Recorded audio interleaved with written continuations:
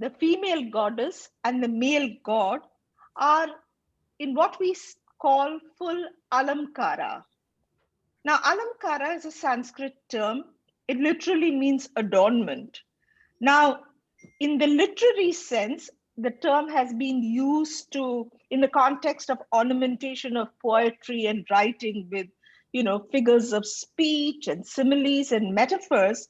But in India, alamkara also means adornment of the body with beautiful jewels, with cosmetics, with flowers, clothing. And as you can see in this, the lady in the middle of the slide, even tattoo, and on the right side, henna. So just as beautiful words elevate poetry and prose, so too we believe that adornment with jewelry enhances beauty. It enables identification. It affords pleasure, and it completes the persona, male or female. The gender is victorious with jewelry. The jewels were not mere decorative accoutrements for images in temples, as you saw in the first little video clip that I showed you. In fact, temple rituals, which are known as agamas, prescribe alamkara or adornment with jewels as a very essential part of daily rituals. The belief here is that the ultimate reality, which is known as Brahman, I mean, literally God, which is who is invisible, who's formless, becomes saguna. That is, the God assumes form and becomes visible only through adornment. So, what is invisible becomes visible only when the God is adorned. So, by draping images with beautiful clothes and textiles and adorning them with fabulous jewels, the gods assume an earthly persona. Therefore, as you can see on the left side is the processional idol uh, of the Lord Shiva, who is devoid of uh, clothes and flowers and jewelry. But on the right side, once he is thus adorned, assumes a human form. The image is completely transformed. Now, ancient Indian scriptures abound with descriptions of bejeweled gods and goddesses. In fact, in one of our texts on the Devi, the powerful goddess, Devi Mahatmyam, the power of the god, it recites that the aeons ago, there was a war between the gods and the demigods. The gods lost. And Mahishasura became, that is, the demon became the lord of the heavens. So the gods all appealed to the Trinity, to Brahma, Vishnu, and Shiva, to help them destroy Mahishasura. And you can see it in this beautiful painting here in front of you, the three gods on the left appealing to the Devi, the goddess, to Chandika, the great goddess, to help them to destroy Mahishasura.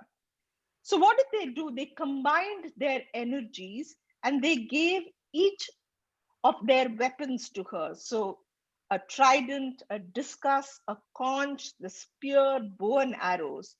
However, even with all the weapons on her, they realized that her physical form had not yet assumed the gigantic proportions and the power that was required for her to destroy the devil. So, Vishwakarma, the architect of the universe, who's actually the primordial creator, gave her jewelry. She received earrings, bracelets, armlets, necklaces, anklets, rings on all her fingers, and thus adorned and empowered with jewels, the goddess manifests in the human form and wages battle over the evil Mahishasura and triumphs. And all this is recited, this beautiful adoration and adornment of the goddess is recited in the verses of the Devi Mahatmyam. So, the instrumentality of jewelry in constructing the identity of gods and humans in India is fundamental to understanding the significance and importance of adornment.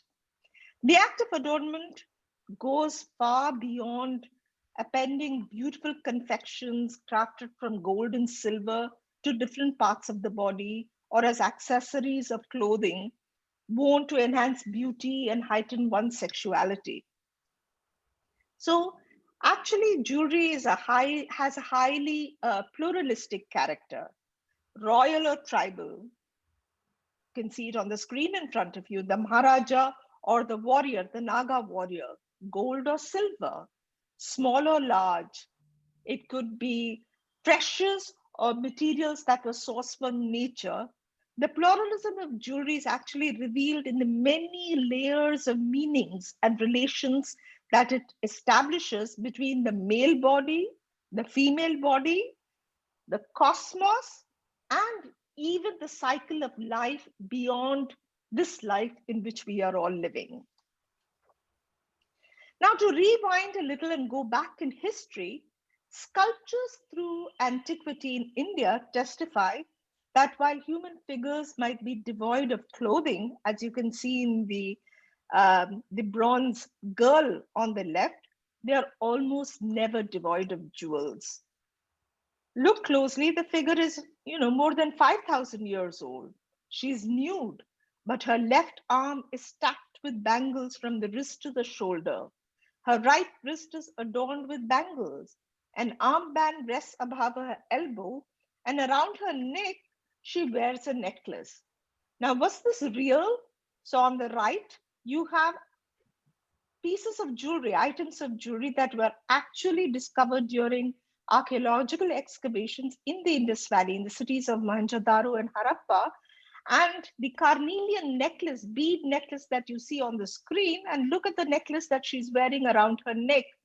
They appear to be so close. So the real actually immediately relates with what we see on the sculptures. Similarly, going forward by several hundred years, terracotta figurines from Chandraketugarh in Bengal. This is from the 1st century of the Shunga period. Once again, the figure is nude, but adorned with a complete panoply of ornaments. And if you look on the right side, you'll see and compare the jewelry, you can see that they are strikingly similar to jewelry forms that we see even today, worn by tribals and amongst the pastoral communities around India, thereby establishing the continuity of designs and forms, in this instance, more than 2,000 years. And yet another example. The figure on the left is a Yakshi. She is a tree goddess from Bharut, dating to about the 2nd century BCE. Again, does not appear to be wearing many clothes, but decorated with massive jewels. And look closely on the right. You can actually see surviving examples of some of the jewelry that she's wearing. The earrings on top are from the Metropolitan Museum of Art. And the little pendants at the bottom, they're not really little, they're quite large in size. They are in the Cleveland Museum of Art. And if you look very closely at her, and you can see her, the bead is almost identical to this bead. And the two Triratna pendants you can see on either side of her. And her earrings are very, very close to the examples that you see here on the screen. Similarly, fabulous jewels have been eternized in 19th century paintings and in photographs. Here is a painting of Maharaja Sher Singh of Punjab. He was the son of the last king of Punjab, Ranjit Singh. And if you look closely, this beautiful painting by Augustus Schoff, and you can see he's wearing the Kohinoor diamond here around his arm, and the Timur ruby necklace is around his neck. Once again, establishing the fact that the jewels that are represented in these photographs and in the paintings were not figments of the artist's imagination, they actually existed. And on the right side of the screen is a photograph of one of the wives of the last Nizam of Hyderabad, Mir Osman Ali Khan. And again, you can see her wearing this beautiful It's called a choti taviz. It was an amulet that was hung from the hair. You can see it closely relates to this one. And she's wearing the almost identical pair of diamond anklets. Both these pieces of jewelry once reposed in the Nizam of Hyderabad's collection. And of course, this chintak, which is a collar necklace, all the women in Hyderabad wear these necklaces. And these are surviving examples. Now, jewelry and gems feature, we saw it in the slide of the great goddess Chandika, but jewelry and gems feature prominently in classical Indian literature through the ages. They actually become almost protagonists of a plot, very important elements in the plot of the story. For example, in the great Indian epic Ramayana, Rama's signet ring, the ring that Rama wore on his finger, and Sita's head jewel, known as the Chudamani, a jewel that she wore on her hair, play extremely significant roles in the epic. And how is that so? I don't want to go into the details of the story, but Sita had never met Hanuman. Sita was taken away to Sri Lanka by Ravana, the king of Lanka, and he had kind of kept her imprisoned over there. And Rama actually appeals to Hanuman to help him to go and rescue Sita. Now, Sita had never met Hanuman before. So Hanuman carries Rama's ring with him to Lanka to identify himself as Rama's messenger.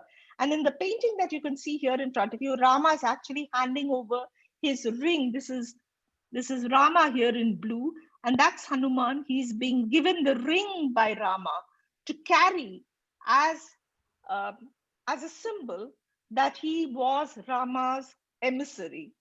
He hands over, he shows the ring to Sita, who recognizes the ring, and then he brings Sita's head ornament, the Chudamani, back with him to Rama as proof of his meeting with Sita.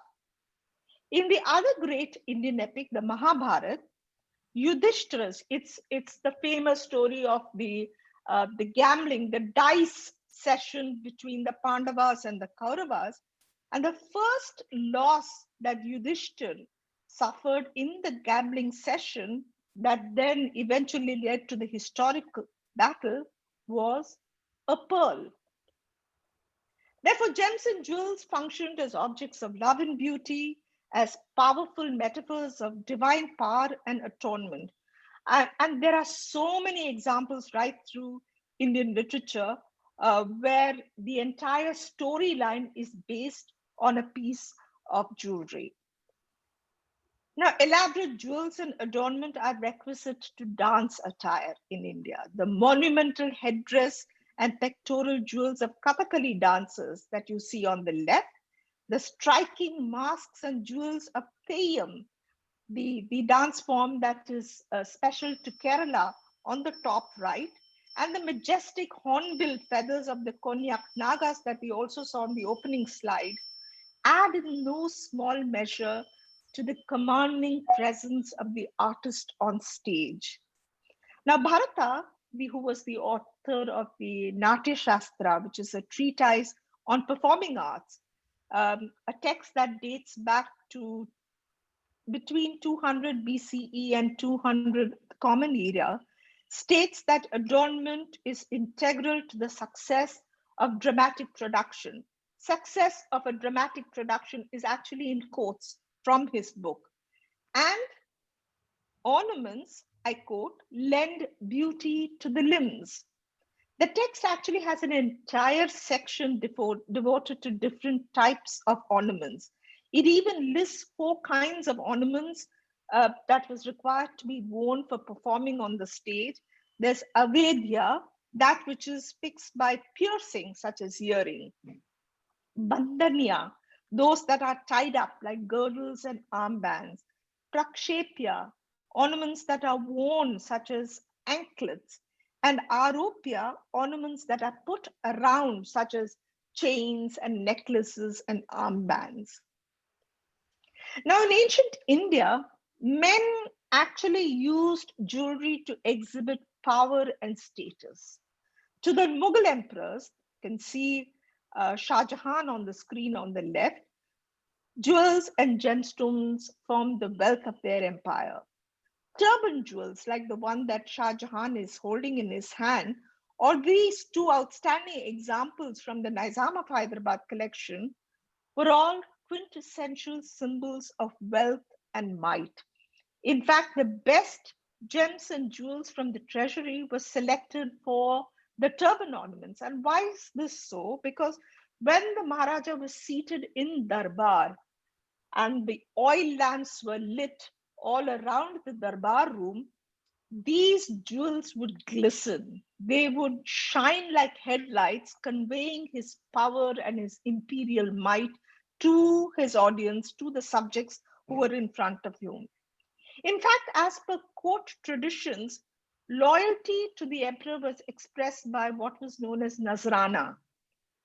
And these offerings usually consisted of gold and silver coins, and most importantly, gems and jewels. Gold and gems were all extremely portable.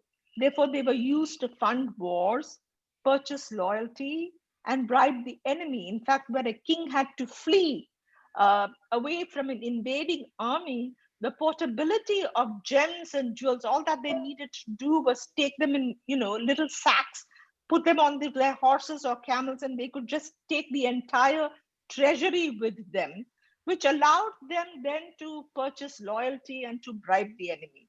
So gems and jewels were very, very integral to the power, to establish the power and the might of empire. Now, ornaments were, of course, objects of seduction and allurement. In the Kama Sutra, a text on sexuality and emotional fulfillment, women were required to have knowledge of gold, of silver, of gems and jewels. They had to know how to string pearls necklaces. They even had to learn how to make ear ornaments. So while jewels were worn, here, as you can see in this beautiful verse from the Gita Govinda in front of you, she's richly arrayed in ornaments for the battle of love. Her necklaces tremble in full, hard dress. Quivering earrings grace her cheeks. Her belt sounds with her hips, rolling motion, sings the poet. So even though Radha is not wearing any clothes here in the painting, she is beautifully adorned in jewels. She keeps the jewels on. The jewels add to her sexuality, to her beauty. Now, however, jewels are not merely objects of femininity and statements of style. Importantly, in India, especially amongst the pastoral communities, jewels dispel anonymity.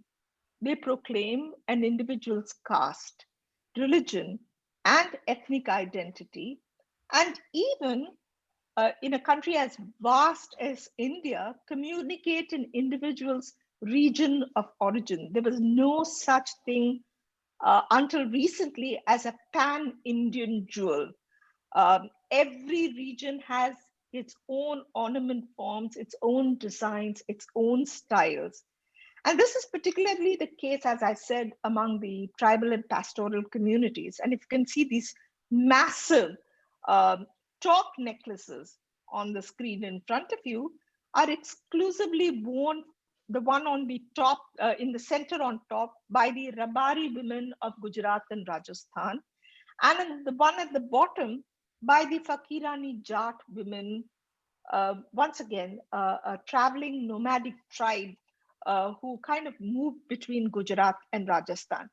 You will never find a woman from another tribe, another community, another pastoral group wearing these ornaments. These were the exclusive prerogative of these people, of the tribe to which it belonged.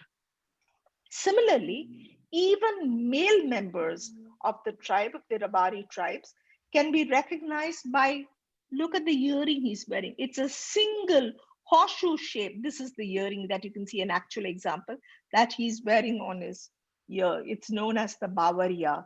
It immediately identifies him, which part of the country he comes from, which tribe he belongs to, and Also his wealth, because if he's wearing a earring that, like the one that you see on the screen on the right, set with diamonds, rubies, and emeralds, he was obviously a wealthy trader, a wealthy livestock herder. He might be a wealthy agriculturist. So it kind of sends all these silent messages across to the people who are looking at it. And coming down to South India, the Pambati, Pambadam, and Tandati, the two earrings that you see on the top, are jewels of stunning abstraction. These, in my opinion, are actually the most enigmatic earrings in Indian jewelry. Even after working in this field for more than 20 years, I have not been able to decipher the origin of these ornament forms. They're extremely abstract. In both jewels, circles, triangles, and squares are just juxtaposed in this beautiful grouping of forms. Now, while the standati here is pyramidal in form, the Pambadam here actually has a minuscule image of a cobra. This is a cobra face over here if you look very closely. And look at the lady here. She's actually wearing one of each. She's wearing both these earrings. She is a woman, uh, she belongs to the Vellalar Nadar caste of South India. Once again, uh, exclusive prerogative of these women, and you will not find any other woman from any other community or any other caste wearing these forms of earrings. In fact, they are fast vanishing, and you come across very, very few people actually wearing them anymore. There are a lot of mythological stories associated with these earrings. Some of them say that these were the form of earrings that was worn by Lord Shiva when he danced the Tandava, that is the dance of creation. But, these are all a lot of stories that go around. Nevertheless, I think they are kind of timeless in their elegance. And similarly, at the bottom, you can see large rings joined with faceted beads. The earrings are known as the Meka Motaram, and they are worn exclusively by women, Syrian Christian women in Kerala. Look at the way she's wearing the earrings here. You'll never come across any other woman from any other community wearing this. It was their exclusive prerogative. Now, throughout India, ornaments are quintessential symbols of a woman's marriage status. So you can see whether it's the Mangal Sutra, the Tali, the Nimboli, the Arya, the nose ring, the um, ivory bangles or copper bangles in Bengal, they all proclaim the marriage status of a woman. It varies in different parts of India. This necklace, for example, is a fabulous necklace known as the Kaltur. Again, it is a trademark of a community known as the Natukottai Chettiars in South India. They are the only community that wears it. Again, the origin of this form enshrouded in a lot of mystery and a lot of mythological stories. They are believed to have been a seafaring community. They once lived by the sea. They used to wear shells. They used to hunt, go fishing. And these forms are believed to be adapted from, shells or crab claws, which they used to wear when they were a tribal community. And as they gained affluence and became traders, they kind of transformed these into gold and precious material. Similarly, most importantly, however, jewels that a woman receives at the time of her marriage from her father are considered to be stridhan, which is the woman's wealth. It is hers and hers alone. It gives her the freedom. It's supposed to give her independence. It is her property that she can use in as secure. She keeps as security, and she can use in times of need. So, if for example, her husband predeceases her and she's thrown out of the family from her married home, which used to happen in the past quite a lot, she could turn to her jewels to as easily disposable, as readily convertible to cash in order to be able to start a new life. Of course, jewels were also pawned to help the husband in times of drought, when they needed to marry off a daughter. So it became something that was very, very easy to liquidate, which is why in India, we don't see a lot of old jewels having survived. We don't have the custom of burying the dead like in Egypt and a lot of the Central Asian countries. So jewels were never buried with the dead. And invariably, when a woman predeceased her husband, she had to divest herself of all her jewels. And it was considered unlucky for her to pass these jewels on to anybody, especially the marriage symbols of her marriage. And they were liquidated for cash, which is why so little of these old pieces have survived. In fact, for women of the Bonda tribes of Orissa, the woman on the left, and Nair women in 19th century Kerala on the right, ornaments and costumes actually merge and become one with the body. Jewelry functioned, like you can see in front of you, almost like clothing, row upon row of either it was, as the case of the Bonda women, bead necklaces, or in the case of the Nair women, who actually, right up to the early 20th century, were even forbidden to cover their chests. It was considered unlawful for them to drape their breasts with cloth. They were not allowed to cover themselves. And therefore, what did they do? They just layered their chest with jewelry, as you can see in the example in front of you. Now, another aspect of ornaments enhance fertility. They protected against the unsettling effects of the planets and served as talismans against the all-pervading evil eye. We call it the nazar. The pupil of the eye, the black pupil of the eye, is believed in India to be very, very powerful. They always say, with one look, she withered someone. So the eye was considered to be the most powerful generator of either positive or negative energies.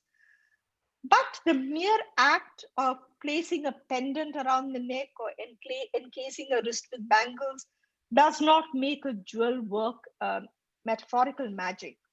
It was very important to bear in mind the form of the jewel, its construction, the motives, and the gems that were used to unleash the powers that were deeply embedded within. For example, on the top left, you can see the emeralds. The Mughal emperors loved them. They were passionately fond of emeralds. Green emeralds were the color of paradise. They were a symbol for them of eternal life. Emeralds, as you can see in this example, were carved with or here with floral motifs or holy verses from the Quran or prayers, in the belief that the inherent prophylactic properties that was embedded in the stone was brought alive, could be enhanced. Similarly, pendants were made of jade. Here is a jade pendant. Armbands were carved from jade, all believed to confer immortality on the wearer. And here you can see a necklace that is set with the 9 planetary gems. Every planet had as a patron gem, so to speak. So I've listed them. The ruby was a symbol of the sun. The pearl represented the moon. The red coral represented Mars, and so on. But it was important to arrange them in a very strictly prescribed manner, just as it is in the universe, in our cosmos, with the sun or the ruby in the middle, in order for them to work their magic. Arranged in this manner, the jewel then became a cogent entity. It was capable of harnessing the energies of the cosmos and drawing those positive energies into the body of the individual who wore that piece of jewel. It did not always have to be all 9 gems. So sometimes people go to an astrologer They're having the effects of Mars or effects of planet in their birth horoscope. And the astrologer might advise them to wear a pearl or a blue sapphire or an emerald set in a ring, in an open back ring, so that the gem the gem came from earth, so it was already very powerful because it had trapped, or it has within it trapped, all the positive energies of the entire process of the earth, of the world, of creation. And wearing that gem would then unleash those positive energies into the body of the person who was actually going through a negative phase in his or her life. In fact, such assignments were not just metaphorical, but physiological as well.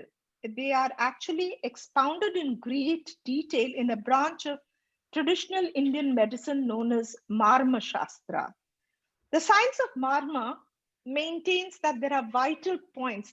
These are known as Marma points. They are located along energy pathways in the human body, and through these pathways, the vital energy flows.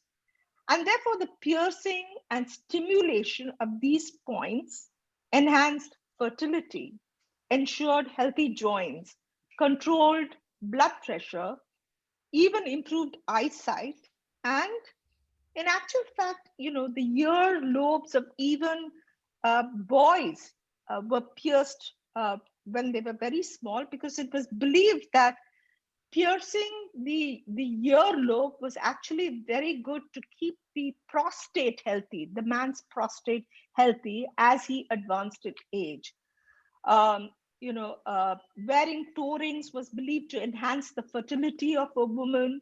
Wearing and piercing the nose was actually prohibited for unmarried women, because it was believed that piercing the nose actually enhanced a woman's fertility.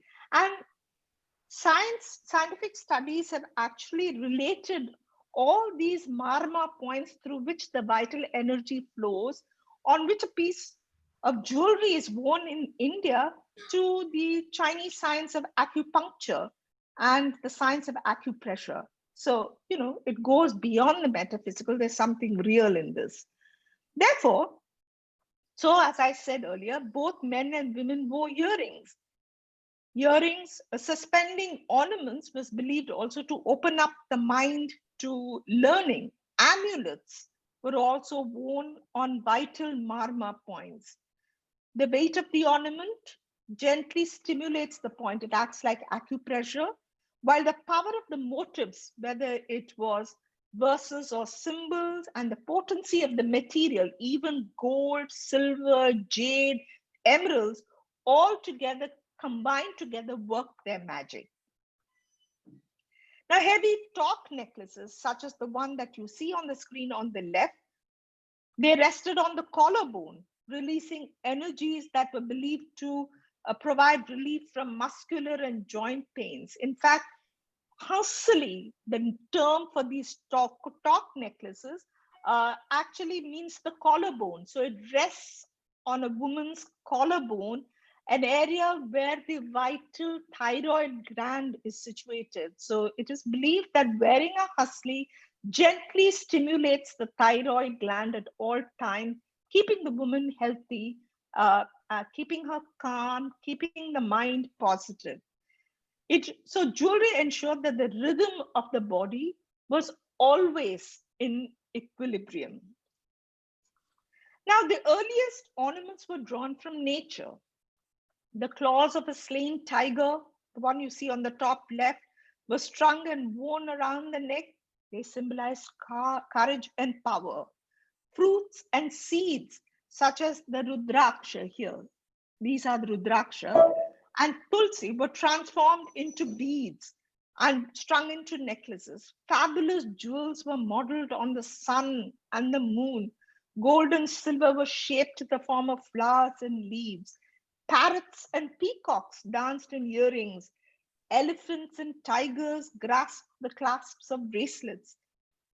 It was not limited to precious jewels. Elephant hair, ivory, boar tusk, birds' feathers, beetle wings, palm leaves, conch shell, all metamorphosed into jewelry and all form a part of the rich language of Indian ornament.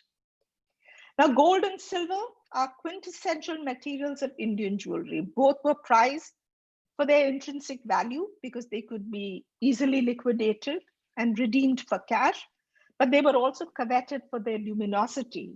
They revered for their ritual purity.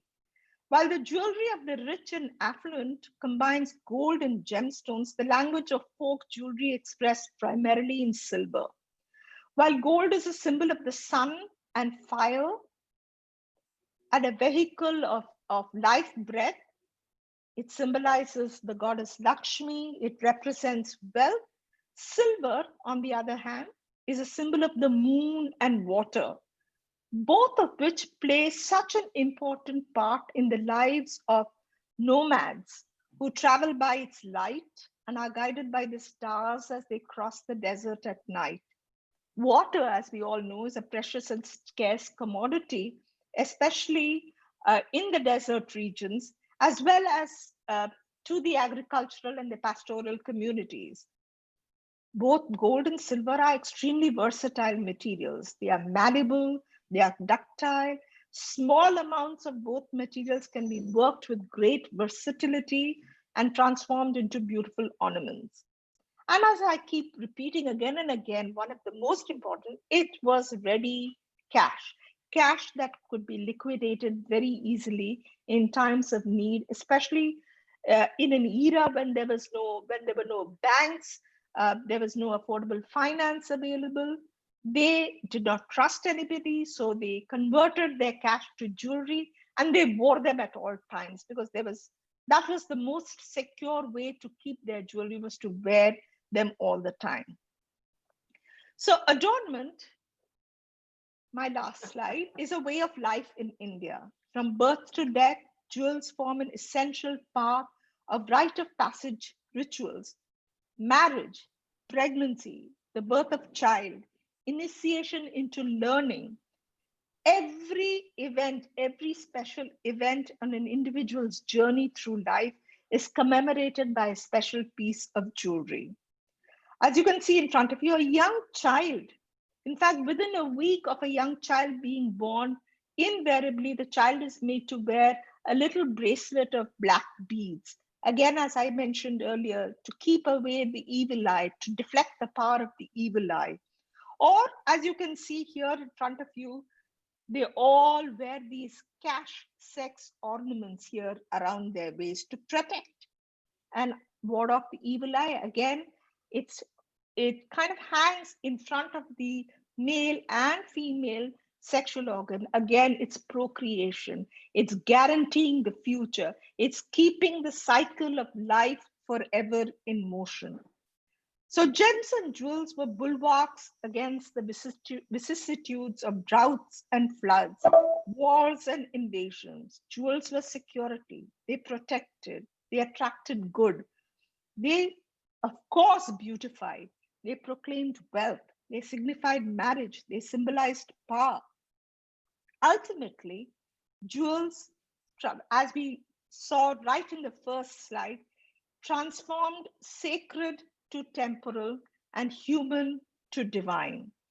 To be devoid of ornamentation in India actually is to be invisible and to be unprotected. Thank you so much.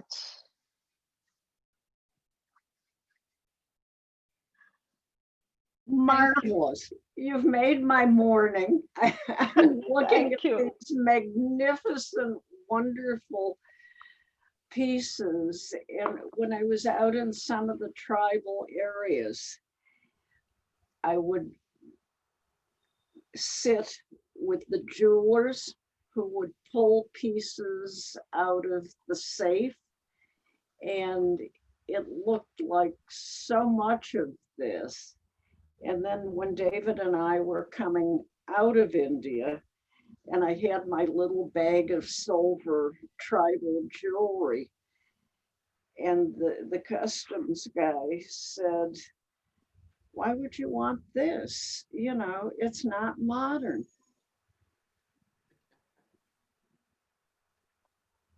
Fascinating. Absolutely. I think, I must say that it's people like you, Barbara, who saw the beauty in these things, which is why a lot of these things have been saved from the melting pot. If we rewind back to maybe, 40 years ago, or even 30 years ago, these nobody saw the beauty and the importance of saving these things. It would come to the pawnbroker, or they would take it to their local silversmith. It was just melted down and weighed, and the cash would be handed over. It's only in recent times, over the last 2 or 3 decades, that the people to whom they come in times of need have realized the beauty of these. And it's because of collectors like yourself who have created this interest in saving this, which is such an important part of our culture and heritage. Everybody has worked on the Mughal jewelry, the great gem set pieces, Right. but in actual fact, these jewels, in terms of design, in terms of the range of forms, in terms of the range of styles, far outshine anything you see in the royal courts of India. Because one of the fun things about my travels in India has been rural and village. And I've got quite a collection of photographs of tribals wearing this wonderful jewelry. So I'll send some of that along to you and you can use it Lovely. if you want. I would love to. Thank you.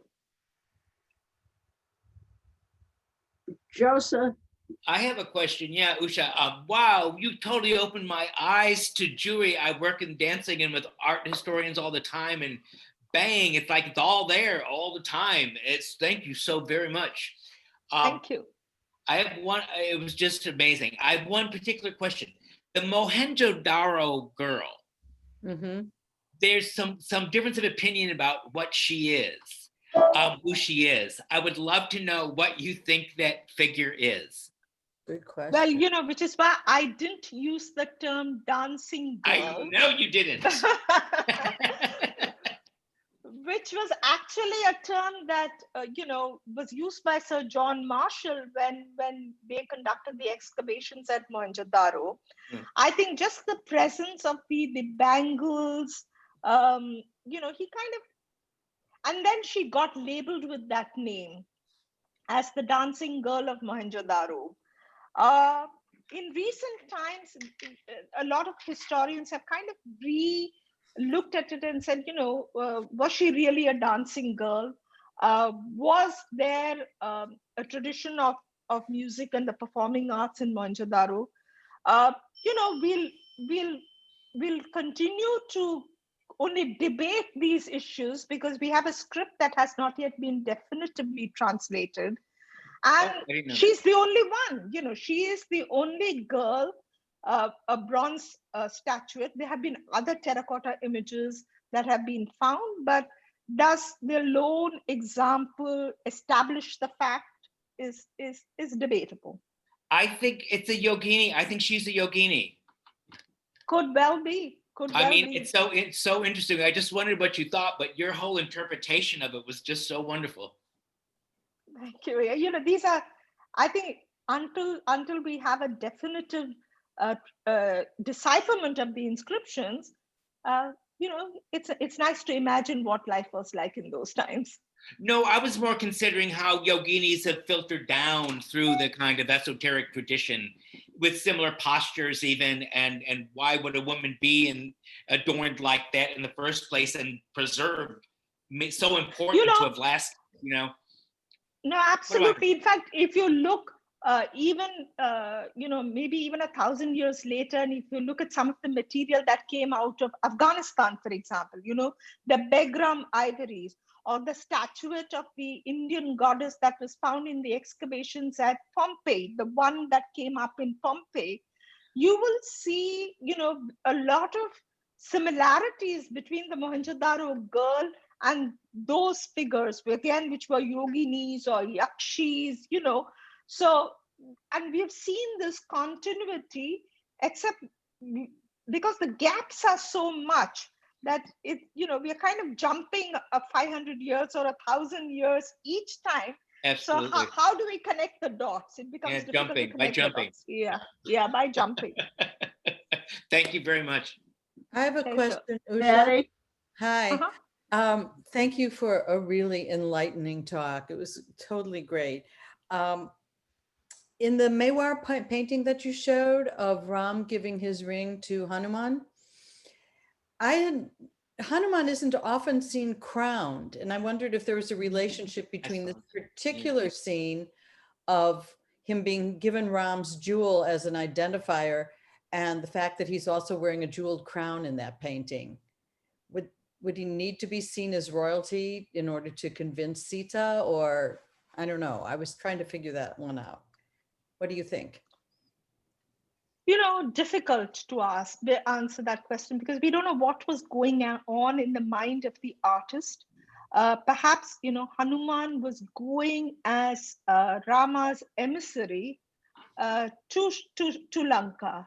And how does a monkey become a royal emissary? How does he establish his, the authenticity of what he is going there for? Maybe the crown kind of was intended to then create that link with Rama, but we must also accept the fact that Rama was in exile. He was actually not even crowned the king. It was only today when he came back from exile that he was actually crowned the king, because otherwise he was just a de facto ruler.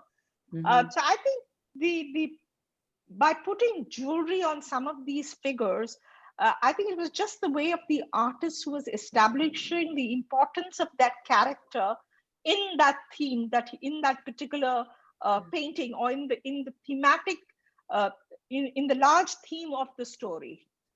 Because all the other monkeys are just monkeys. They're not adorned at all. Yeah, they're just the foot soldiers. But Hanuman was Rama's emissary. Really I mean, makes them that stand gave him out. a different position. Yeah. Thank you. Sharma. Betty, it might also be in the old medieval paintings when they show the king and queen sleeping in bed, they put crowns on their head. Not the crown is just to designate that they're royalty. But just what I remembered, Usha, I loved the presentation. My favorite part included the Gita Govinda, because I like the adornment of language. It's full of jewelry in there with the use of pearls and all the sexual escapades. It's fantastic. I have a question. I thought maybe the group would like it because I find it interesting. When you showed the Nizam's wife with the diamond anklet, because that would never happen in a Hindu marriage. They don't put certain jewelry, certain gems on the foot, along with maybe it would be interesting for them to know, like, there are not too many Indian jewelry sets of sapphire because of its connotation with Shani and Saturn. Like there are some, does that make sense? Like there's some jewelry, some elements that are not used by Hindu in India because it is secular. Some will not be used in certain sections because you will, in an Indian jewelry, like when I go, for example, when I visited, the only time I actually made an effort to put necklace on, because I really don't like wearing too much jewelry, forgive me, Barbara, is when I went to my husband's mother-in-law.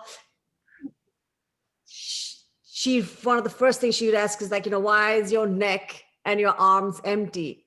Like to them, they notice that even if you're in India, it's like, khola karo, like, why is it empty? To them, it's no go. It doesn't matter what you're wearing. You need to have some jewelry on. And so there are certain things that like in gold is not worn on the foot. In the Hindu marriages, generally speaking, all the anklets are silver. Sapphire. But I think, no, amongst the royalty, amongst the royal classes, they all wore gold anklets. They all wore gold anklets because, again, I think it came from the concept of the king was, it was the divine right of kingship. He was ruling in the name of God. He was actually a representative of God on earth. And therefore, the women, all royal women, Hindu or Muslim, you should see some of the fabulous, fabulous gold anklets.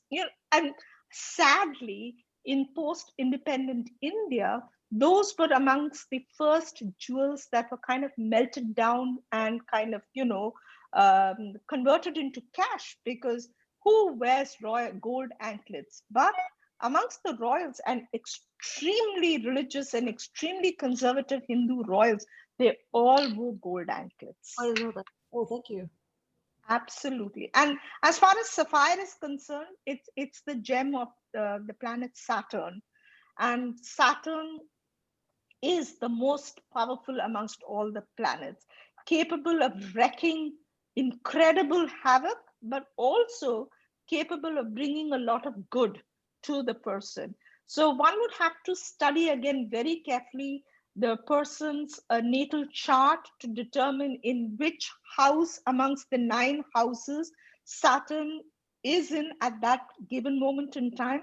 So there are astrologers who will actually recommend that you wear a blue sapphire. In fact, the Maharaja of Reva, uh, he loved sapphires. In fact, on his turban ornament, on his sarpej, was one of the most magnificent blue sapphires, as was the case with the Maharaja of Kashmir. Kashmir was the land of blue sapphires in India. And if you look at some of the old photographs of Maharaja Hari Singh, you will see him wearing such a massive pendant. In black and white photographs, you can't make out, but it was a blue sapphire. So, they wore sapphires. It just depends. It's very careful. Even today, somebody will bring a sapphire home, keep it with them for a couple of days to see whether it agrees with them. It also had to be a certain size, a certain shape, a certain weight that was recommended for them, which would then bring good to them. Thank you. When we're all out of isolation and not having to be careful, you're all invited to the house and you can visit pieces that Usha has shown. I'm not sure I'll let you touch them, but. Usha, hi. Yes. Thank you very much. That was really, really fascinating. I was interested in the images of when people's clothing, and I think you showed photographs of the Bondi people in Orissa. Yes. Is that beadwork? I mean, were they glass, those beads, or how are they produced? Yeah, they are glass beads. So if you look, beads, one of the earliest forms of jewelry that was manufactured in India was actually beads. Even in the Indus Valley, when you saw the slide next to the Mohenjo-daro girl, there was a bead necklaces. So they used to Lots of Bondi beads. yeah, over there, look at that. Oh, isn't that fabulous? So they just loved beads. Beads were a symbol of the eye. And India was the largest manufacturer of beads in the world, and they were exporting beads both to Southeast Asia and into the West.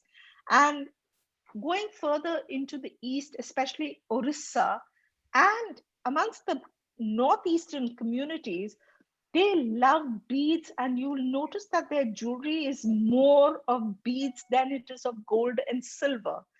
And I think the Bondi woman the beads, these are glass beads. A lot of the glass beads are today made in Banaras and in northern in parts of outside Delhi. It's a great export commodity. They buy them, they venerate them, they treasure them more than they do precious jewelry. So, for them, beads are very, very important. The other nice thing about the Bondi is they're my height. Rarely do I find people who are my height. So there's a kinship there. I wonder if it would be possible to stop screen sharing so we can all see each other. Yeah, sure. Marvelous. There it is. This was just amazing, Usha. Thank you. I love jewelry, and I knew superficial levels of the things that you talked about, such as the use of gemstones for health and part of the the Indian astrological relation. I had no idea how precise the caste and status and origin communication of the jewelry was. So I'm filled with questions that I don't have. I want to know more.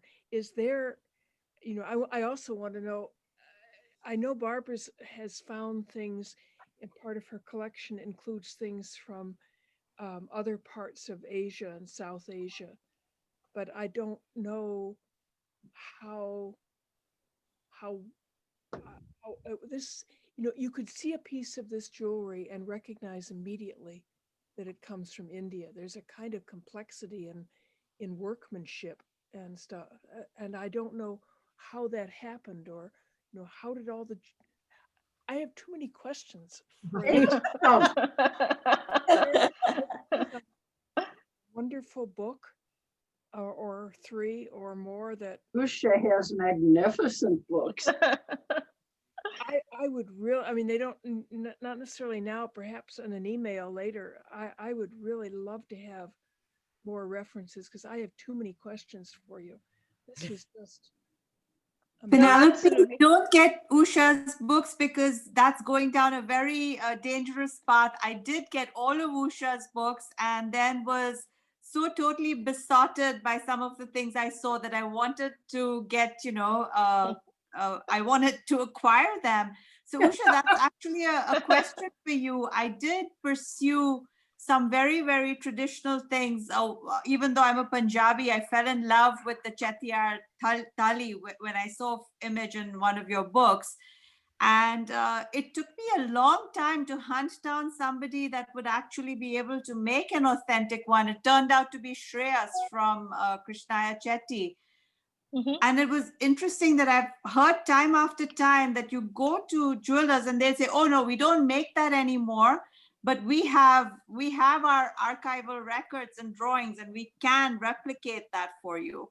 So why do you think it is that so many of these beautiful traditional designs are not being made anymore in a more mainstream way? Well, I think changing fashions, of course. People don't need to put their money into jewelry anymore. There are other avenues of investment. Amongst the younger generation, people think differently. But I must say, as far as the Chettiar community is concerned, they are still extremely traditional and extremely conservative. And if you go to Chettinad, they do make that thali, which is worn once on the wedding day, and then only ever again when the man celebrates his 60th birthday, his Shashti Purti. For everyday wear, they wear a simple one. And about 20 years ago, that particular Kalitira became so popular. I mean, the design caught the imagination of jewelers. So we were seeing Kalitira earrings and Kalitira bracelets, all of which were kind of, I was aghast because, to see the pendants being converted into earrings, it just didn't work. It was kind of taking away from the sanctity of things. But I think just that the choice is there today, people don't want those heavy traditional jewels. They don't want to keep their jewels locked in the locker. And although they might have them, it's there in the locker. I know, for example, for every young girl who's getting married would always have that set of traditional jewels that she will wear on her wedding day. And I think all of us from India are guilty of that in some way or the other. We put it away into the bank locker and we kind of forget about it because there's so many other things that we, that's just too heavy to wear, or, how will it look with my chiffon sari to wear such a little thing? I'm going to look out of place. So everybody has that stash of traditional ornaments. And then when it comes to the time of bifurcating wealth in a family, and that's really the most horrible thing that has happened in India, is, people will take a kalturu, and in order to be equitable in the distribution of wealth within a family, they don't think twice of breaking it up and giving each daughter-in-law one piece or each daughter one piece. So you're kind of taken away from the sanctity of the ornament, and they immediately, what do they do with that one piece? They take it to the jeweler, they sell it, or they melt it down.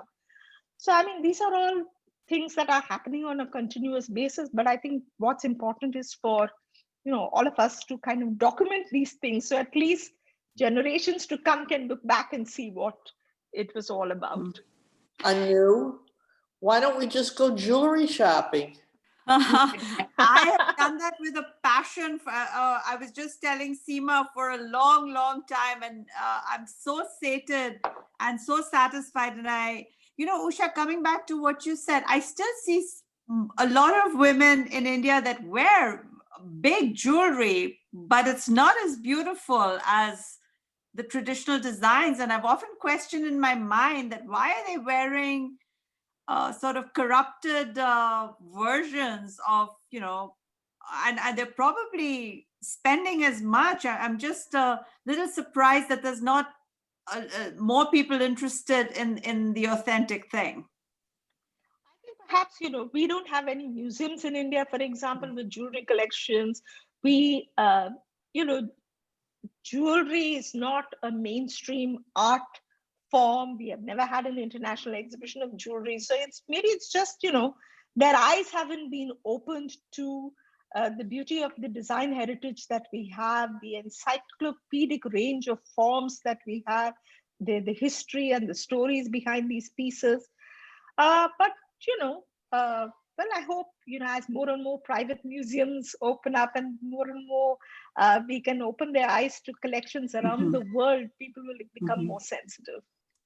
I think the good news is that, so many jewelers in India are third, fourth, fifth, sixth generation jewelers. And I think many of them maintain very, very good archives of designs. So like I mentioned, if you were to see one of the amazing pieces in Usha's gorgeous, gorgeous books, and you took it to one of these jewelers, they can probably replicate it very beautifully. And they can. I have all of Usha.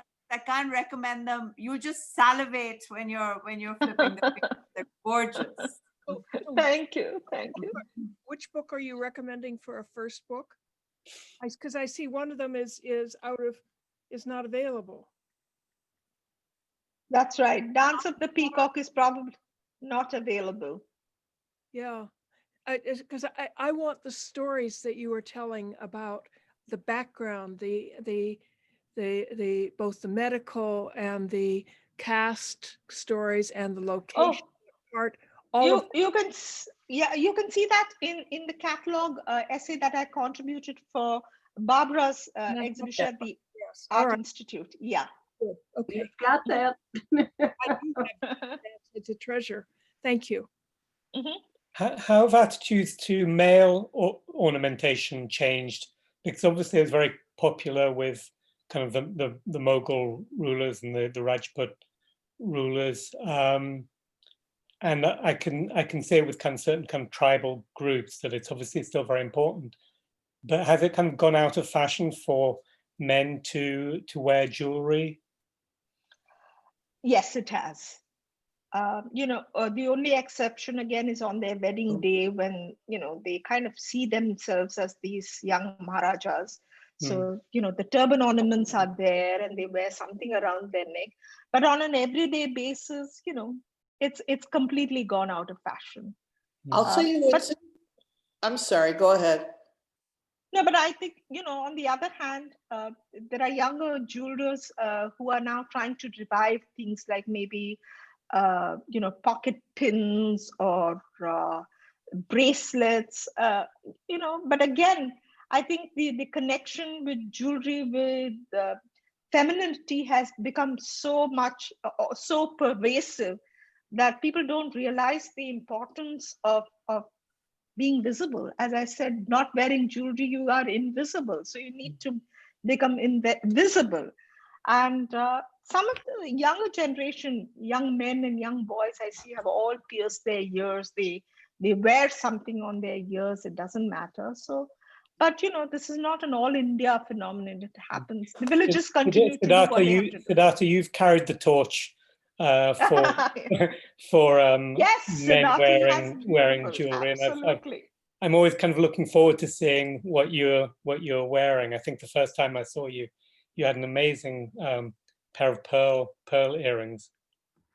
Yeah, it's a part of our culture. I think that in addition to the gendering of jewelry as feminine these days and not masculine, it's also been that the appreciation of jewelry, like to be a man who appreciates jewelry in a traditional Indian family, has not been viewed as a positive thing.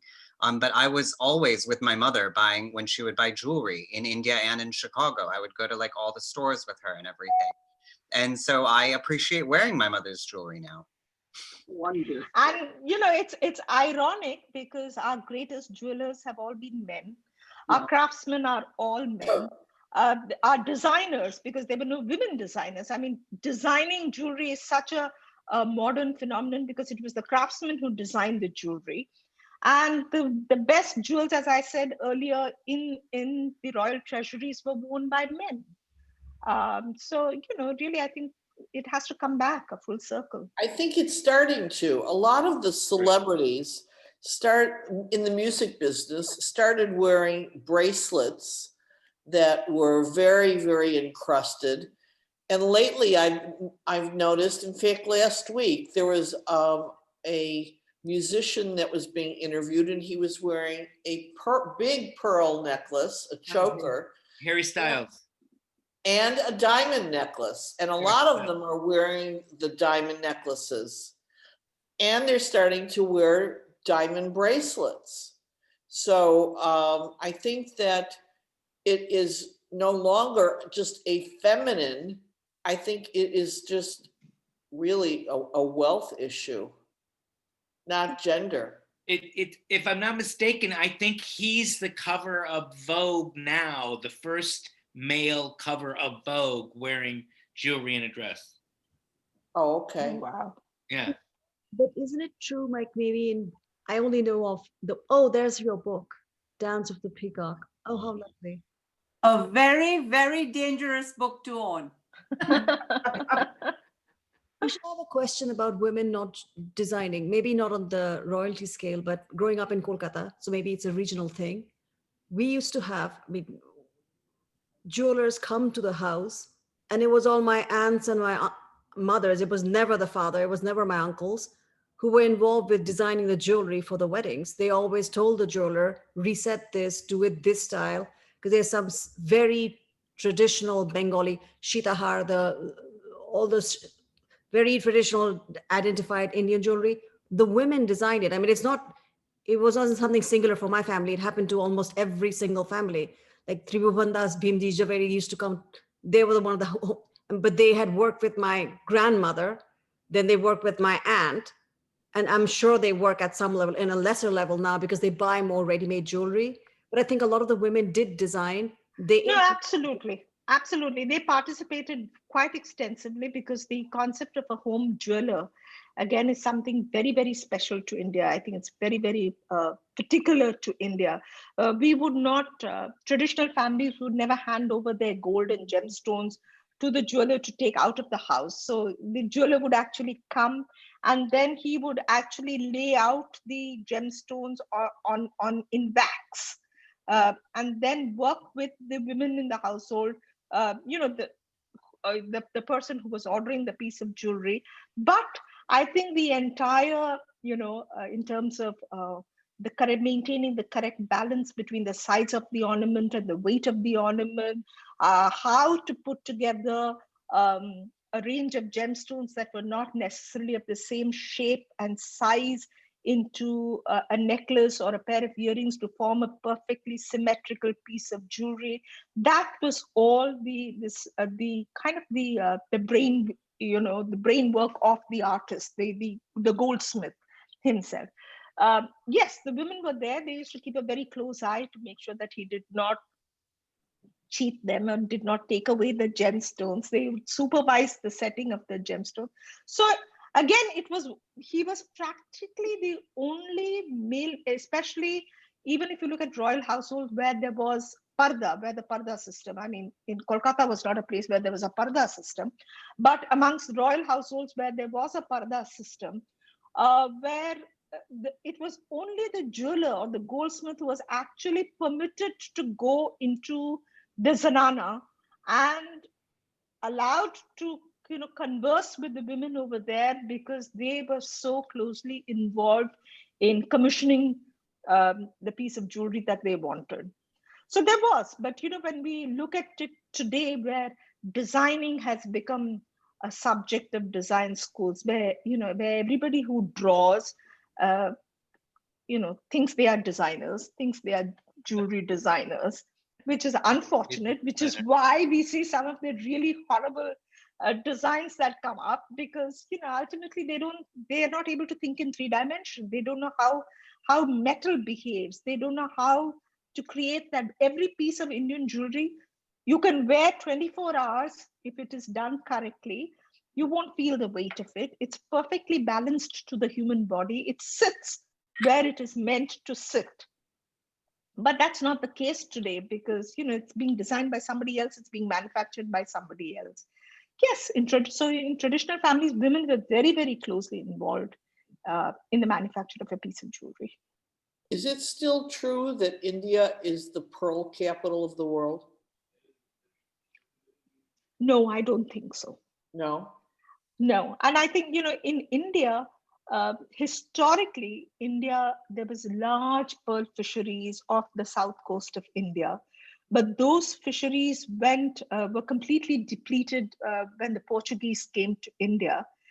But India was a huge market for pearls. So all the production of the Middle East pearl industry, especially from Basra, used to come into India, where there were Indian craftsmen actually specialists at boring that hole into that pearl and polishing the pearls. So which is how India earned itself the epithet as the center of the pearl industry in the world.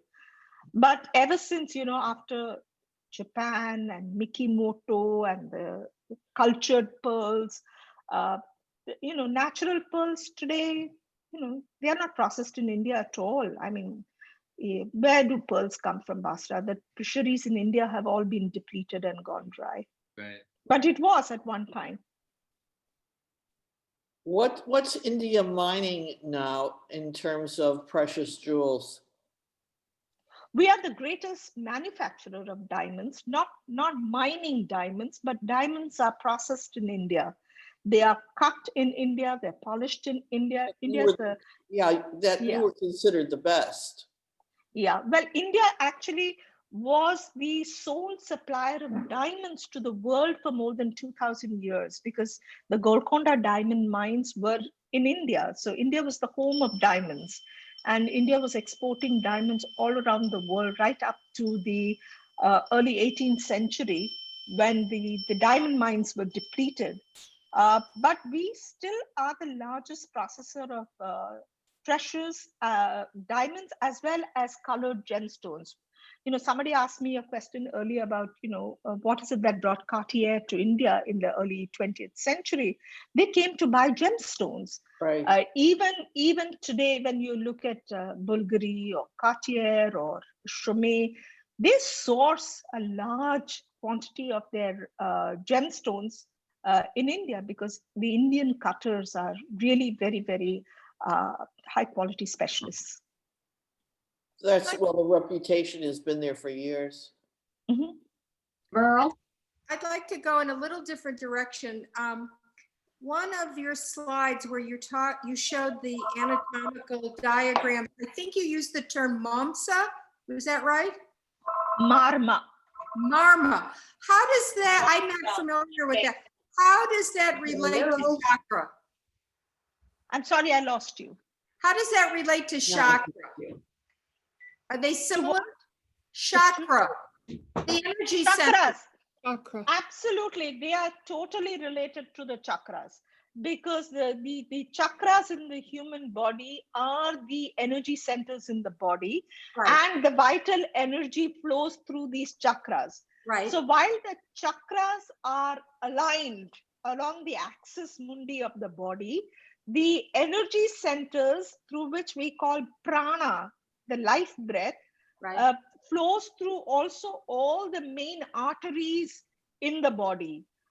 So, why is it that we recommend in India, nobody will wear a ring in the center finger, because this is considered to be the solar finger, which the artery here connects directly to the heart.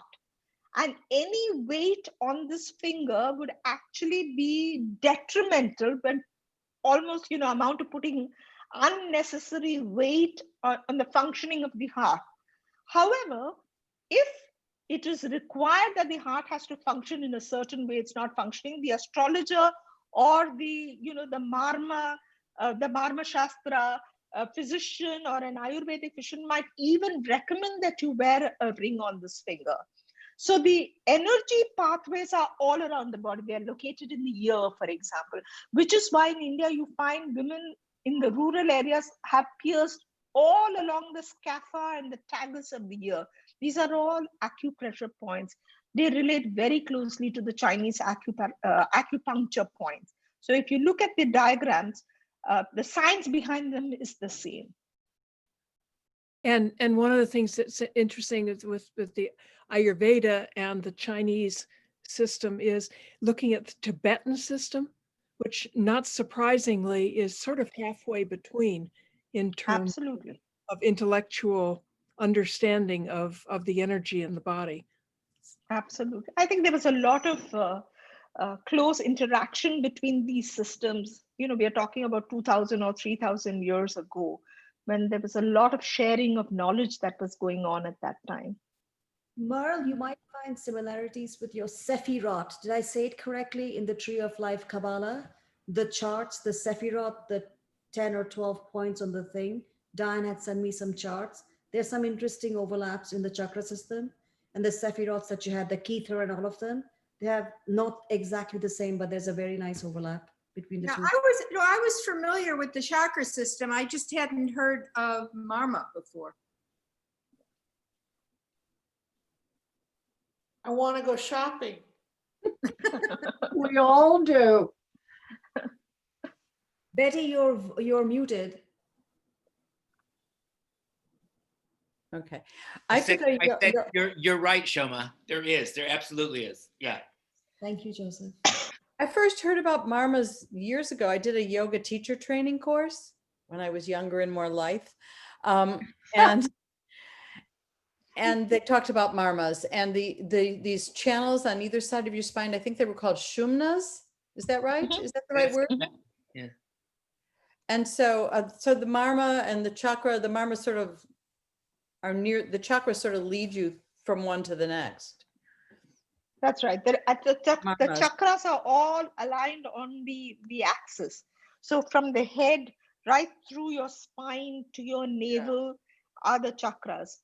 But radiating from the chakras are all these energy pathways that flow into the chakras. Yeah.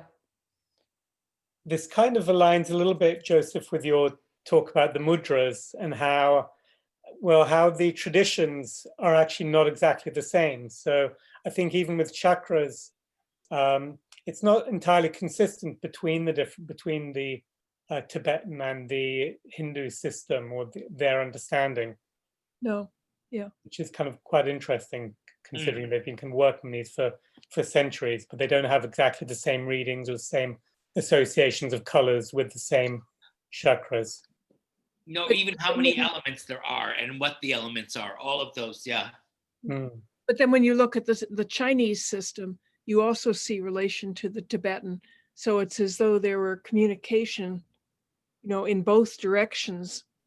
And it came up with something. The Tibetan system is not identical to either, but it clearly, there was communication or similar understanding with two very different cultures. Do the Chinese have anything like this historically over millennia? Do they have anything like this kind of jewelry tradition or jewelry use? This is, or I guess, I think unique is actually a word that cannot be qualified, but I'm going to use. That's right. My mother would have insisted no modifiers. I'm going. How unique is the Indian focus on jewelry?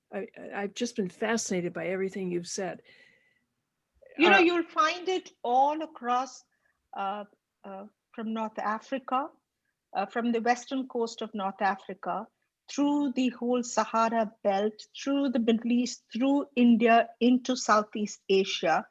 But we must remember, you know, to compress historical time into our reckoning, the passage, you know, there were these, I have found, for example, similarities because these nomadic travelers who kind of, you know, we get on a jet today and we are somewhere else in 2 hours or on 3 hours, but they traveled across this. And there was a very vibrant trade between India and Africa, through the Middle East, through into Southeast Asia, going back to you know, to the 2nd century. You know, there was a vibrant Roman trade with India in the 2nd century. We know, for example, Alexander came to India in 325 BCE. So, you know, these were not isolated geographical spaces. There was so much of communication and interaction between them. There's as much of significance, metaphysical importance to wearing jewelry in Africa, among some communities in Africa, for example, in Ghana, amongst the Ethiopians and India, which is very, very similar to, you know, India, as well as if you look at Indonesia or if you look at Cambodia, you find them, you know, kind of also having these same kinds of beliefs and, so, you know, knowledge systems in the importance of wearing a particular kind of jewelry, the symbolism in jewelry, the gender identifier in jewelry, the, you know, caste, region, community, the amuletic properties. I mean, amulets, for example, are absolutely universal right across all this entire geographical region. And geographical boundaries are a modern construct. I mean, there were no such geographical boundaries at the time when all this movement was happening. Joseph? Yeah, Usha, I just wanted to riff back on what Alex was mentioning. Usha, we just completed a little speaker series on mudra. And we had a classical Indian dancer, and then we had a Newar tantric Buddhist priest, which is a dancing priest. And so much of what you said resonated really with he speaks about, because you're not a dancer until you understand what all the jewelry means. Yes. You haven't become divine until you do the body first, but then you become divine by putting on the ornaments. But it also connected to a Buddhist monk who spoke about it and an art historian. And your perspective, though, because you come from the point of view of jewelry, is so eye-opening. The first thing I was thinking, Alex, was everybody on that team has to listen to this lecture because there's so much overlap. And then just one little comment. I had a friend long ago named Mildred Mottahedda, and she was one of the great porcelain collectors of the world. And she was a crazy old bat, and I just loved her.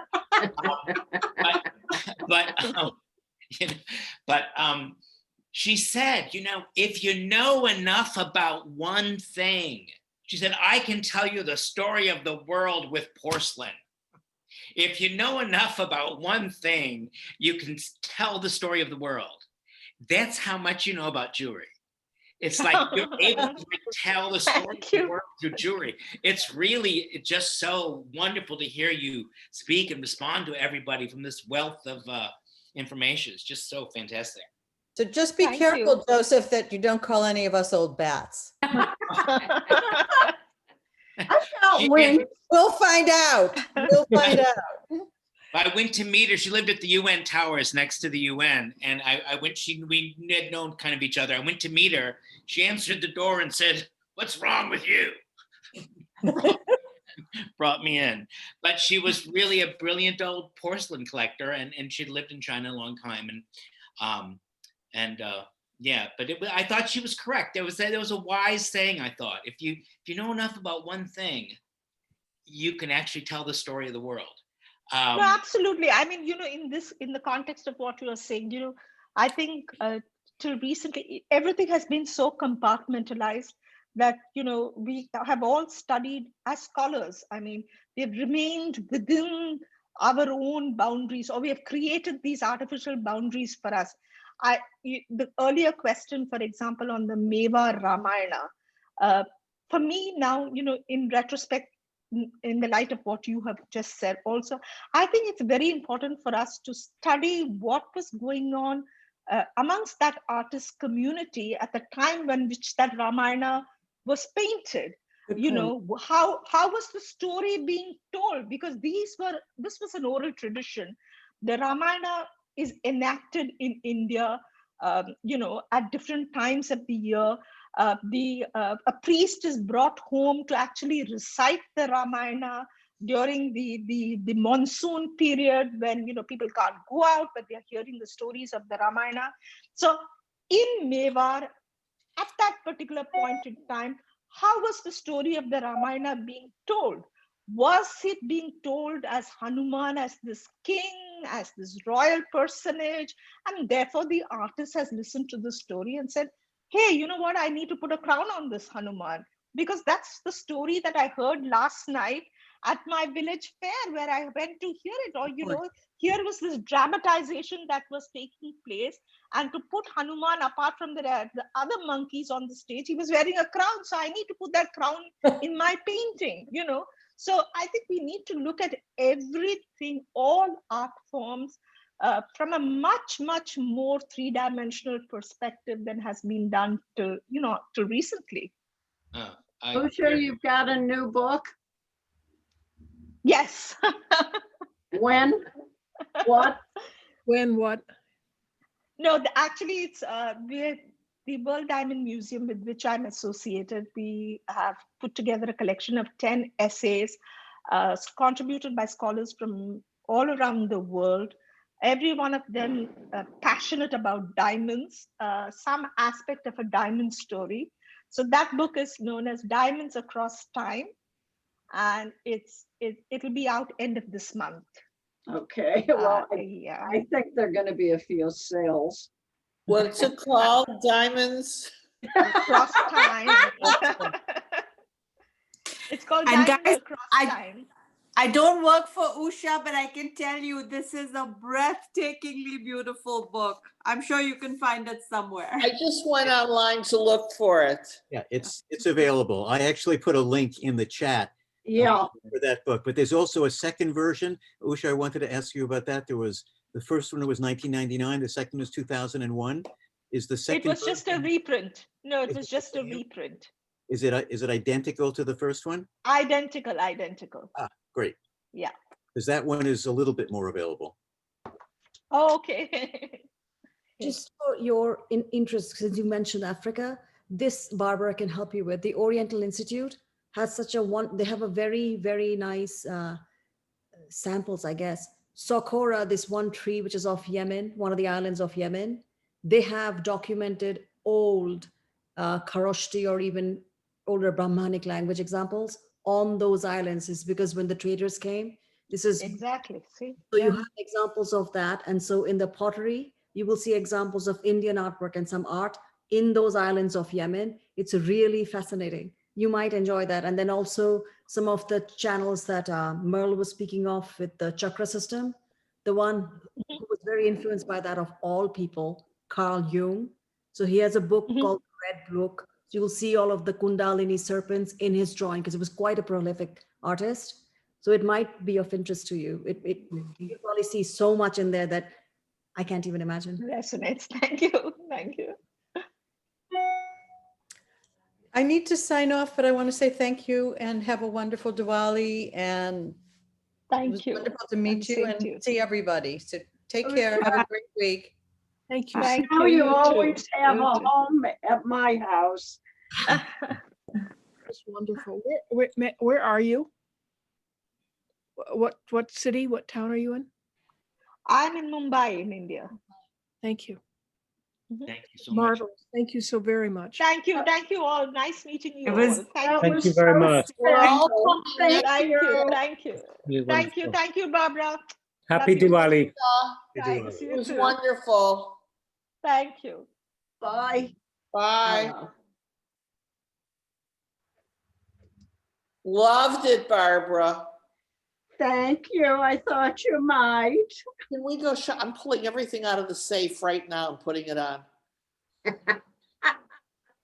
I'm gonna wear it with my sweatshirt today. No, I That's sold great. most of mine. Now, Bye. Bye. My favorite, a friend sent me a Diwali painting, Yeah. and his message to me was stay positive, test negative. I think we all feel that way. We're all very careful. Very. Well, bye, ladies. Love you neighbors. all. Ciao. bye, Sherry. Ciao, ciao.